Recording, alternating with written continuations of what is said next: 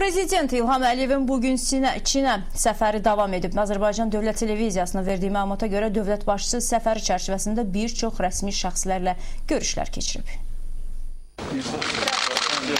Çinə rəsmi səfəri davam edən dövlət başçısı bugün Pekində Ümumçin Xalq Nümayəndələri Yığıncağı Daimi Komitəsinin sədri Can Deciyan ilə görüşüb.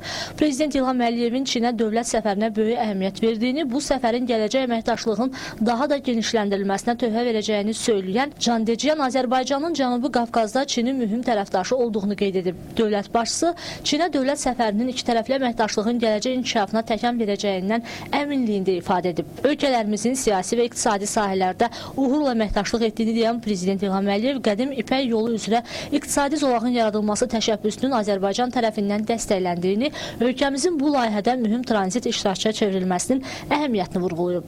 Daha sonra Prezident İlham Əliyevin və Çin Xalq Respublikasının sədri Xi Jinping ilə geniş tərkibdə görüşü baş tutub. Görüşdə parlamentlərarası əlaqələr, regional, humanitar, informasiya, kommunikasiya texnologiyaları, kənd təsərrüfatı, turizm və digər sahələrdə əməkdaşlığa dair fikir mübadiləsi aparılıb. Geniş tərkibdə görüş başa çatdıqdan sonra iki ölkə arasında Azərbaycan-Çin sənədləri imzalanıb.